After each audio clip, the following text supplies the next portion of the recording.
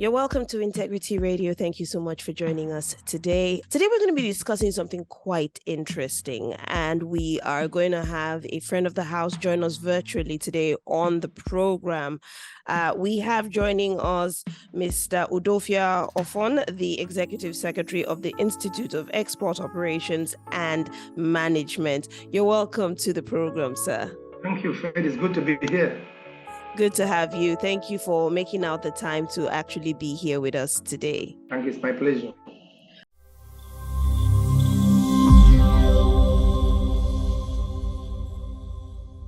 Who can participate in import and export in Nigeria? Who can participate in import and export in Nigeria? I'm sure a lot of people are quite interested in this conversation because who indeed can participate in this? Let's start, from this. Let's start from this. Where can one get updates, up-to-date information on import and export modalities here in the country, in Nigeria? Okay, that's a good one because some people dabble into what they don't know. And one of the challenges we have is that knowing where to get the information you want and support you need for international business. One word, when you're talking about import and export, you are talking about international trade. International trade is a coin with two sides, two-sided coin. Okay. If you throw the other side, it takes you to export. If you throw this side, it takes you to import. First of all, before you even look for where to get information, you must be either import or export ready. So what do I mean by that? You must be a legal registered company in Nigeria with CAC. Then for export, it must be an incorporated company or a cooperative or an NGO. An enterprise is not allowed. But for import, you can import with an enterprise, you can import with a limited liability company and the rest. But first of all, you have to register with CAC. If it is for export, you have to get your license from Nigerian Export Promotion Council and then have your bank account, both the dome accounts, and then actually learn export. If it's for import, you also do your registration. Gone are the days of import duty. Trade have been liberalized. So you need to also learn your import procedures. All these have procedures. So where do you go for this information? The Federal Ministry of Trade has the information on their side. The customs have the information on their side. Central Bank have the information on their side. Then Federal Ministry of Trade also have information on their side. Then Nigerian Export Promotion Council have the information on export on their side. There is what we call the Nigerian Export Supervision Scheme. It is run by the Federal Ministry of Finance. They do this training continuously. We also have Nigerian Export Supervision Scheme. So we have import supervision and export supervision, and we've been participating in this. So you need, because international trade is a knowledge-based business. So when you say who can participate, the person must be learning. Although in other value chain, you can also participate without being at the front. Like, for instance, in export, you can farm for export, you can process for export, you can even outsource market for export, you can even buy products and keep for export, you can also do the export yourself, you have buy value chain. So in that value chain, you can be there. You see, the challenge with our country is that one person wants to do everything. So you have to look at the value chain with which you can fit into. I might be an exporter and I've never exported, but I produce for exporters. So invariably, I am indirectly exporting. So if, again, it is good we do a thorough search. Besides this, you can also get other information in international trade, either import or export, from the United Nations website, International Trade Center, www.intracen.org. All the information you need about international trade is there. It's an arm of the United Nations in conjunction with WTO and WTO, actually assisting SMEs in international business, either import or export. Okay, well, that's quite interesting. You kept talking about value chain. For the sake of our listeners, break down what that means. Oh, okay. When I talk about value chain, it's like I want to build a vehicle. Okay, let me just come back home. I want to farm. So when I want to farm, because I want to do export, I can be a farmer, yet I am also farming for export because I'm farming according to specification. I can be a processor. I get your cassava and transform them into gas. That's another value chain. without entering the farm myself. I can now take your garri and look for who will buy in the supermarket. That's another value chain, or internationally. Then I can now aggregate, like buy from the whole village. Say all the cassava or all the garri that you have, I want to buy all of them. Then an exporter, then you are a merchant. Then an export will now come to me, just like what they do in Kano. Most of the produce you see in Kano, they are not produced in Kano. They are being aggregated. So you now see that when I talk about value chain, I've been able to mention 5 value chains in the export ecosystem: the farmer, the processor, the broker, the merchant, before the exporter. So which means you may decide, even there is a one you will do without money apart from buying data, like the broker. What you do is that you're looking for who needs this and you have this and merge them together. So in that case, you're in the value chain of exports. Awesome. Okay. So please paint for us, a step-by-step picture for a better understanding of how shippers accept goods. Leave nothing out. Okay. When you say shippers accept goods, when you say how shippers receive goods, is it in terms of where they're buying from or where they're selling to? On both ends. Okay. Yeah. One, let me start from the export angle, which is what Nigeria needs now to balance our trade. The first thing you need to do is you have a registered company, as I've said, either limited or a cooperative or an NGO, but not an enterprise. So the moment you've gotten that, I always advise, don't go to NEPC immediately to go and get an export license. You need to prepare yourself to be export ready. Go and be trained, like what we do in the institute, like what we do in Reverse Bayelsa Shippers Association. Go and get training and make sure that you are export ready. Because there are 2 things there. So what do I mean by that? You must know how to communicate. Export has its own language before you even get. You can't send a child who does not even know how to talk to nursery 1. You have to start from the crib. They start telling her. So you must understand that knowledge. Then the product you want to export, how do the people want it? Are you going to produce it yourself? You are going to outsource it. So that makes you export ready. At that stage, you can go to the Nigerian Export Promotion Council with your registered company name. Yes, registered company. Said, okay, I want to register as an exporter. Fine, they've made the process very simple. You can go to their website, register it on your own, and then get a certificate within 24 hours that is given to you. Then when you've gotten done that, who do you want? What do you want to sell? Identify your products. How do they need it? When you talk about rejector, have you tested your product in the lab? How do they want it? The moment you've been able to identify the product and the product is export ready, you now write to the people outside who you want to buy from you. That is the importers now, because you are the exporter. So when you write to them and send them what we call a pro forma invoice, and they reply you, and you have a sales contract or a final invoice, you are ready to move. So at that stage, they will tell you how they want the product. What are the specifications? Very important. What certification do they need? Very important. So we have that in mind, and that is like a marketing scheme for you. The next question you ask them, how will I be paid? We have a lot of different method of payment, from ranging from LC to open account to a telegraphic transfer. All those things, you are conversant with it because you have been trained. Training is very vital. You cannot just move in and do what you like, because in international trade, the moment the cargo leaves, you will not be there to explain to him, no, it's because there was no light in Nigeria, that's this place become black. No, you must do it to the specification of the buyer. Then at that stage, if that is done, you also need to have a bank account. I did not mention they cannot do export without a bank account. Okay. Open a proceed account, either in dollar, euro, or pounds. But good is good. You open on the trade, because you don't know where your buyer will come from. He might say, okay, I'm going to pay with pounds. If I'm going to pay with euro or dollar, conducting of reason, we are consulting for somebody, it's about living.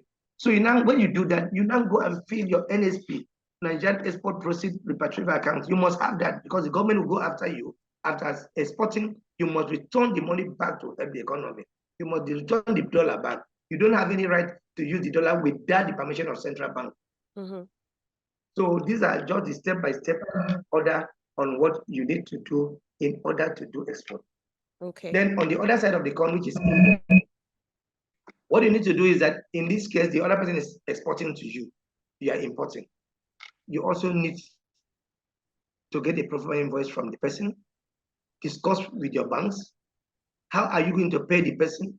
Are you going to open an LLC for the person? Your bank will help you. Let your arrival inspection of the goods, because those goods must come into Nigeria and Nigerian government must know about it. They put all the documents together, ranging from the pro forma, the final invoice, the single good declaration form is very important, because some people go and buy glass cup and then put something else, maybe put like a toothpick. That's concealment. No, I'm happy that this is an integrity radio. People must do things accordingly. The greatest challenge we have is when people do concealment, when they tell lies, they make the port congested. Most of the congestion is not about movement of cargo, it's about wrong documentation. So the moment that is done, and you get this document, you approach the customs and look at, you must know your HTSC code, you are good to go. So it is at least sometimes if you can not even do it yourself, if you understand this international trade, you can still use your forwarding or clearing agents to help you. But one thing I want to emphasize, international trade is knowledge-based. You must be knowledgeable to do it. You must know how to do your documentation. I'll come back to, asking about, where to go to, in terms of knowledge and knowing how to do your documentation. You mentioned that concealment is one of the biggest issue with some of the congestion that we have. Would you say this is as a result of,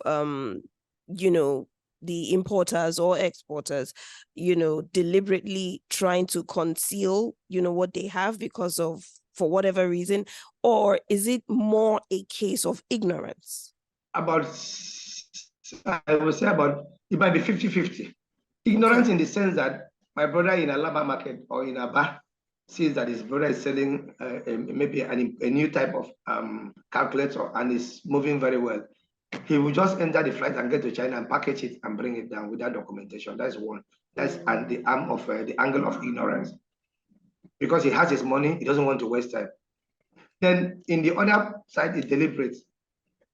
You remember we've had series of issues that custom intercept arms in the container. You can't say that person is ignorant. Meanwhile, you are importing maybe papers, plain books, and you not conceal arms.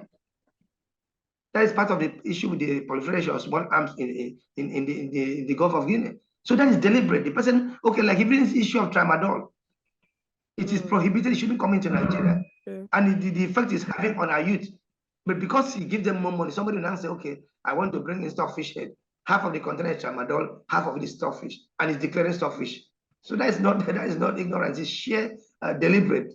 All right. Now, in terms of, getting this knowledge that you talked about, you just used a very beautiful example, our brothers in Alaba who see that their neighbor calculator is moving and they just, because they have the money, go jump on it and don't follow due process. How can, such a person, gain this knowledge that we're talking about? And where do they go to for that knowledge? Okay, that's good. When you mention knowledge, people would think it is only in the university that you get knowledge or in a secular school.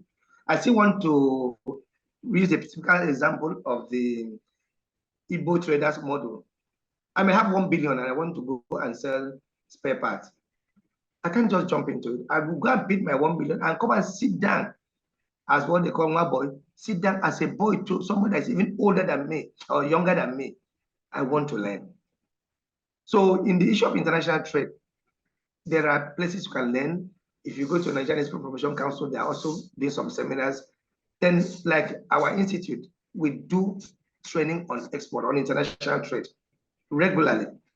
We take you through about 9 modules and take you to the port and also introduce you vis-a-vis the organization that you need to know. Tell you if you have a problem, you're doing things right, and you're having an issue, where do you run to? Like the Shippers Council introduce you to them. They're the port economic regulator. And good enough, they've set up a port task force that you can run to. Yeah. So you need to be trained. We do training. Our export is our institute is an international training institute. We also have some both local international, like the Institute of International Trade in UK. We have other people that are doing private people that are also doing that in Nigeria. But you have to be very careful. You know, Nigeria will act on impulse. Now they say it's export. Everybody's advertising on the radio. If you do this, you bring 1 naira, you make 1 million naira. You be careful and know where to go and obtain this. Google and find out. Find out from Federal Ministry of Trade. Go to Export Promotion Council. I want to learn export. They also have, we as consultants, we have about 6 that I know very well, 6 or 7. They will recommend you. Say, go to this place, so that if the person is not doing well, you can now come back to Export Promotion Council and say, this person you send me to, this is what has happened. And they can call him to order. But just going through this freelance who don't even know anything about export to train because they advertise on the radio, just do 1 day. You can learn export in 1 day. What we do when we train you in the institute, we give you 6 months mentorship as part of the training, within which we expect you to put your hands on things. If it is product development, if it's packaging, if it is actually, so within that period, you would have been able to do a trial export. Even if it's a non-commercial export, just doing small, or the diaspora export, exporting to people you know outside there, then at least you'll be having some challenges and you've corrected yourself and you can move it from there. So I will always also advise them to start small. A lot of people have gotten their fingers burnt because they don't know. You're speaking of getting their fingers burnt, still with reference to this, our brother in Alaba, who ignorantly, brought in calculators. What happens, at that point where, his documentations are wrong? It was genuinely out of ignorance, and maybe you can see that it was. What happens? What's the next step for him? The next step for him is that, 1, there'll be a penalty from the customs. You pay penalty. Because in the eyes of the law, there's nothing like ignorance. So the custom would do their own part by asking him to redo all those things and pay penalty for doing that. Then the next thing he should also do is that a lot of them are importing genuinely. Why not look for somebody that will teach you documentation? Or the easiest way is to get a good clearing and forwarding agent who will do the documentation for you from the onset. Then using your bank account and every other thing, and it will do the clearing for you. That would take a little bit of time, that unlike them just entering a flight. Just board a flight today, you are in China today or tomorrow, get your cargo, put it down, and he arrives. But this other one, you need to do it bit by bit, step by step. That is why it is also good for him to have the knowledge before going to the clearing and forwarding agents, so that things will not just work as if maybe this person wants to cheat me. So when they mention FOB, you know what FOB means. When they say, okay, I'm going to buy X works, where I'm going to say I'm going to pay through TT, which is telegraphic transfer, you also have a fair knowledge. We are not completely ignorant, or what the Igbos call it, a tiboribo. Somebody don't have anything upstairs. Very, very important. Like I always say myself, knowledge is power. Yes. Okay. So one more question. How, in your opinion, do you think we can navigate corruption in the import-export business? Yes, I think it is a combined duty, so to speak. Okay. Because it takes 2 to tango. But I think the number one thing that would have helped this country, which a lot of people, agencies, and even shippers have tried to make it not to work, is a single window. Because if you go to countries like Mombasa, like Kenya airport, you hardly see human presence. You can stay in your house and declare your goods, knowing very well that the penalty is that if anything goes wrong, you'll be punished. You won't see anybody to bribe. No unrestricted payments. So single window would have reduced corruption to barest minimum, because I am imputing all the products we have, they have what they call harmonized system code. So if I put my HAC code, because how much is the duty for calculator? Just give you duty and send it to you, go to the bank and pay. But the moment you go to the port and you meet them, we are leading each other into temptation. That is the truth about it. So single window will solve this problem very, very well. And what, currently are the challenges, affecting the single window? He did the right thing. We were able to talk to Shippers Council, and they approached the person that was in charge, the agency. Oh, okay, you're back. We couldn't hear you earlier, sir. Sorry. Can you take that again? Oh, sorry about that. Yeah. So what I was saying is that I say it's a combined service, so to speak, the agencies and the shippers. I was making an illustration of when we had an issue in Lagos. And because our shipper did the right thing, there was no concealment, there was no lie. The Shippers Council was able to go there, and the agency quickly released the goods. So you see, it pays to do things right. We should let people know that if you do things right, you don't have issue. And we do that a lot. We stand for integrity both in the institute, in Ribasa. If you do concealment, don't cause us. That is why we can make people to talk to customer officers, talk to anybody in the port. What are your thoughts about the challenges currently facing the single window, and what would you offer as a solution?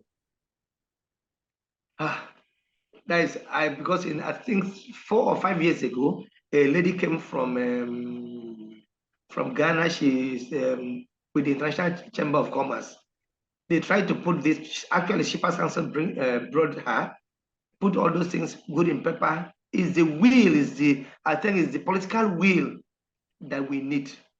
And when you put penalties and put punishment and reward for civil servants that are doing well, and none of those things is implemented, it becomes a problem.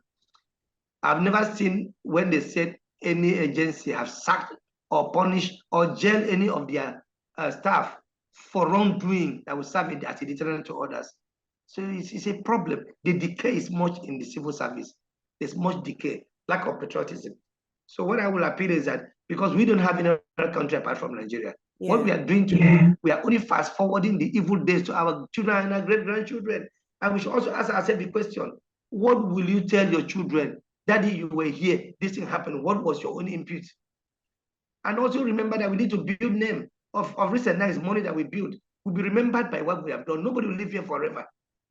They will say, oh, during the days of this person's government, it was good. So we as an individual, when you have a position, when you are in position, what do you do? How do you go about it? Do you just say, it doesn't concern me?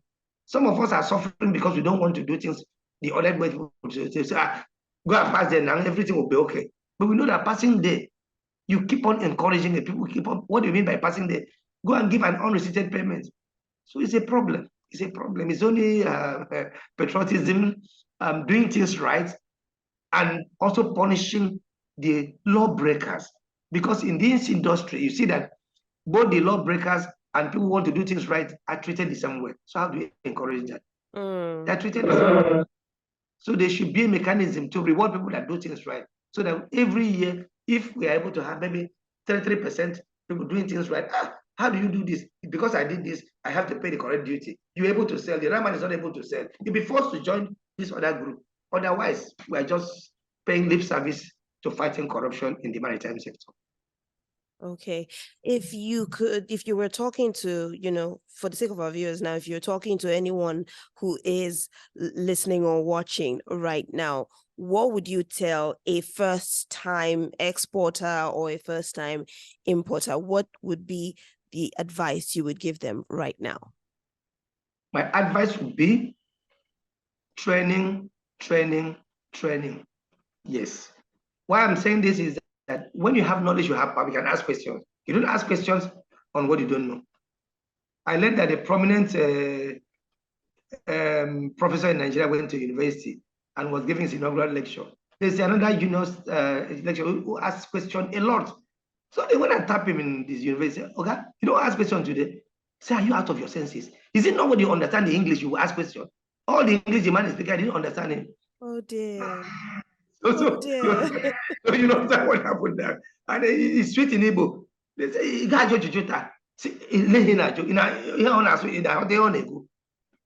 dear. So do you understand what he's saying? So I'm bringing that home. When you don't understand what you are doing, how do you ask questions? Even if they ask you to bring 1 million, you should ask reason, the 1 million is for what?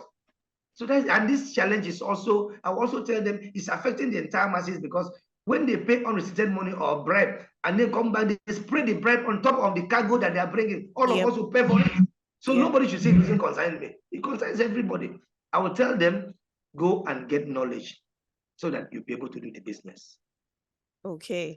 Now back to the question we asked the first time when we started the program. Who indeed can participate in import-export in Nigeria? Okay, a knowledgeable, adult in Nigeria, when I say knowledgeable in international trade, who has a registered company, registered with CAC, if it's importing, have a license from Nigerian Export Promotion Council. So you can go into export and you also have your funds. Yes, because international trade has to do with funds. Okay. So any adults can do that. Okay.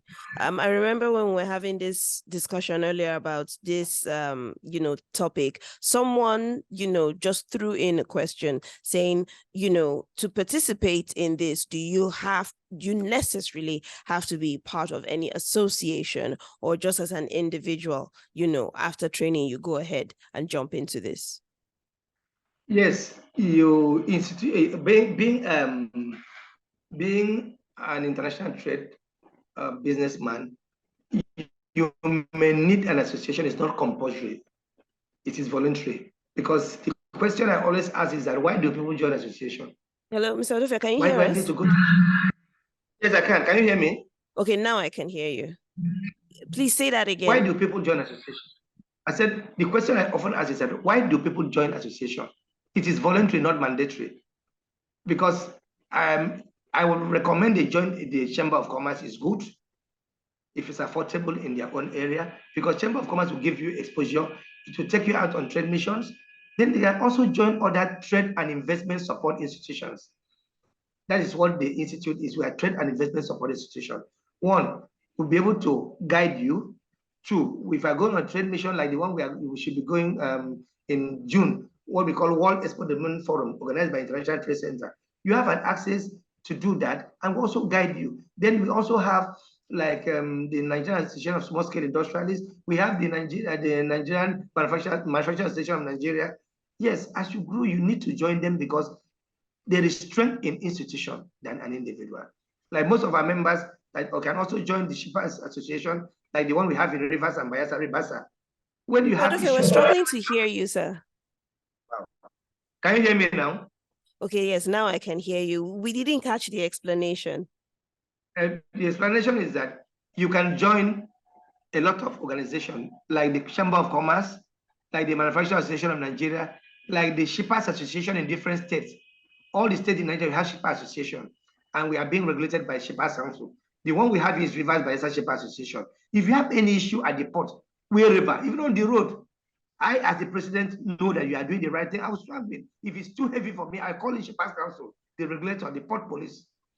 So that's the benefit of joining. Not that it is mandatory, but it is voluntary and useful for you if you can do it, because it will give you an edge. Even in trade references, you are doing something for somebody for the first time. Say, I don't know you. How do I know you? So I'm a member of this association. It helps a lot.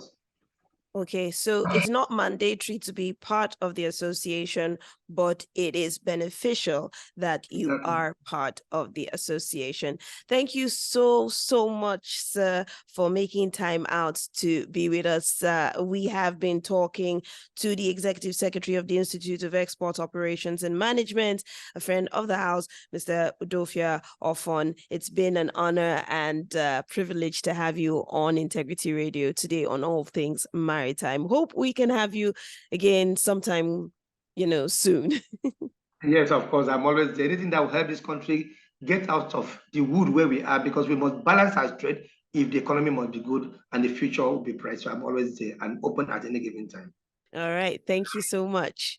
That's all we can take today on Integrity Radio, all things maritime.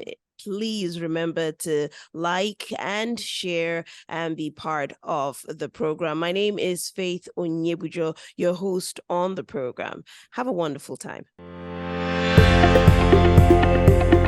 The maritime sector is important to Nigeria's economic survival, yet is riddled with lots of challenges and complications. Where you have an efficient and effective port, volume of trade goes up. That is the impact that shipping really creates today. It has been and it still does. Join us on All Things Maritime here on Integrity Radio as we discuss the way forward to improving the efficiency and transparency of the Nigerian maritime sector every Thursday at 12 p.m. on soundcloud.com/integrity-radio. With your host, Faith Onyebujo.